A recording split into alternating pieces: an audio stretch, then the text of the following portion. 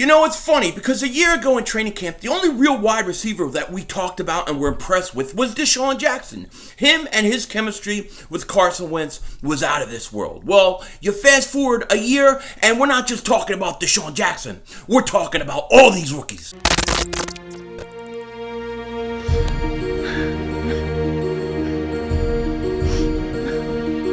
Kick the red, double move on the red.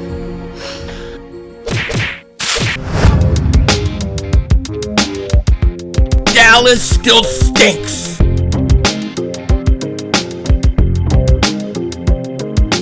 Everybody doing? King DINGBAT here, and I hope everybody's having a great Sunday. I hope you guys are doing well. This is going to be a busy afternoon for me. We got this video, I got a Flyers stream, and then I got a late Eagles video coming tonight. So just bear with me because there's a lot that has to be said, okay? First thing, we got to talk about Boston Scott because Boston Scott is an integral part of this offense. And sometimes, me especially, I overlook Boston Scott. I think so much about Miles Sanders and how great Miles Sanders is and what he can be and who's going to be the short yardage back for the Eagles. Who's that number 2 back? Sometimes it's easy to overlook Boston Scott.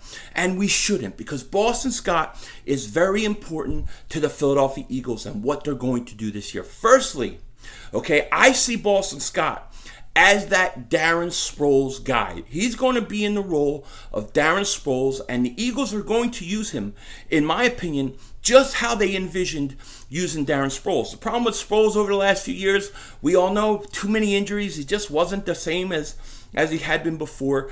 Enter last year, Boston Scott, who I thought on offense really filled that role. And they were talking to Boston Scott in a Zoom interview, and he was just kind of gushing about Deuce Staley, about Doug Peterson, how they're just great coaches, great players, coaches. And there were a lot of questions being asked. How are they going to use you?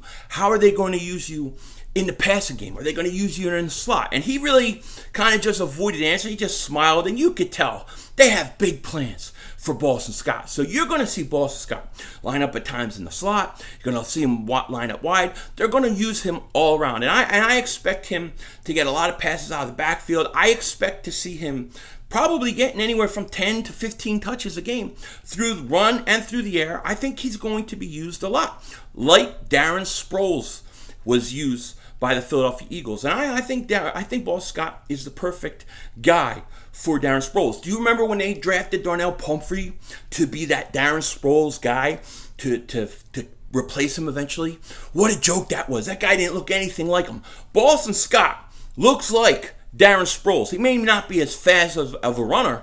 However, he's very dangerous in the offensive game for the Eagles. Run and pass. Now, how I think they may not use him like they use Darren Sproles will be special teams. I really think the punt duties are going to fall with Jalen Reagor, maybe Hightower, guys like that. I think those are the guys that are going to get the opportunities on special teams, but we got to see.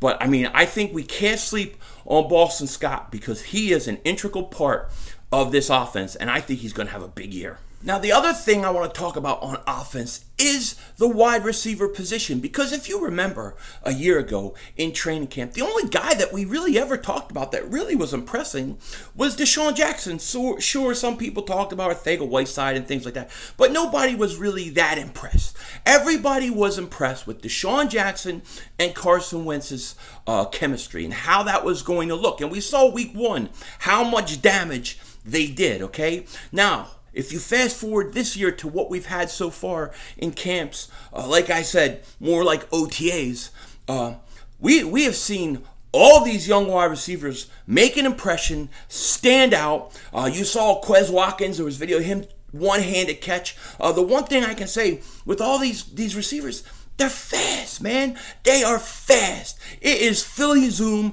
to the utmost, and it's a great, great thing. Quez Watkins is fast, looks great. He's gonna make an impact on this team. Just mark my words. Mark my words. Then you got John Hightower, a guy who I think could legitimately be an outside starting wide receiver by the end of the year, depending upon Alshon Jeffrey, his injury, his recovery, how he looks. But I think Hightower will rise up that depth chart really, really quick. We know the speed and we know the explosiveness of Jalen Reagor and Aaron Moorehead, the wide receivers coach. He was talking about these guys. These guys are all mentally tough. They all carry themselves really well. When you look at Jalen Reagor, he's explosive.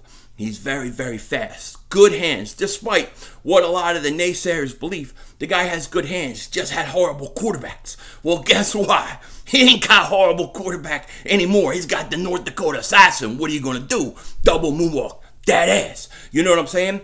So you look at these receivers. You look at this quarterback. Oh, by the way, did you hear Carson Wentz is 250 pounds?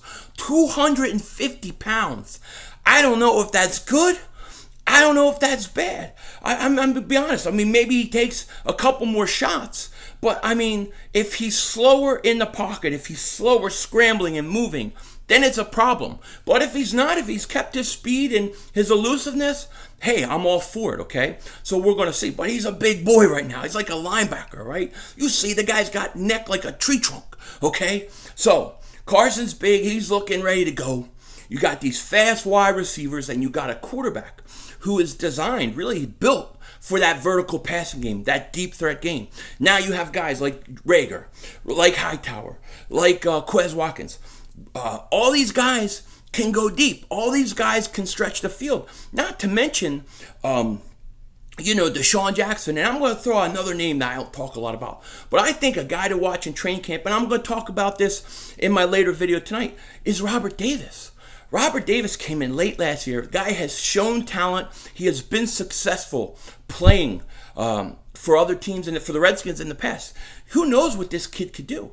I'm dead serious. Robert Davis is a guy to watch, but I'm so excited about these receivers, and they continue to impress the Eagles coaching staff, and I think they're going to impress the fans. I just wish we had a couple preseason games to actually go out and watch them play. We're not going to see them until the season starts. But if I'm Doug Peterson, if I'm Aaron Moorehead, if I'm the coach of the Eagles, I got to get these guys involved early. First week of the season, I got to get Reagor in on the field for at least a few plays. Let him know a few plays to start, and let him go out there and play. First play season, play action. Pump fake that mother humper. Go along to Reagor, have him do a streak downfield. Let's get this guy going early. Let these guys learn on the fly. Let them get there and let them get playing time. Because I think the more that these young wide receivers can play and learn and be effective this year is only going to help us next year in our cap situation and some of the tough decisions we have to make. But so far, everything we've heard, really in the OTA session of training camp, they've been fantastic. You saw what Quez Watkins did with that one-handed catch. Unbelievable. So it's going to be interesting. I'm going to talk a little more about the wide receivers and some other positions in my video coming out later tonight. With that said, let me know what you think in the comment section. Take care. Talk to you later. And don't be a dingbat.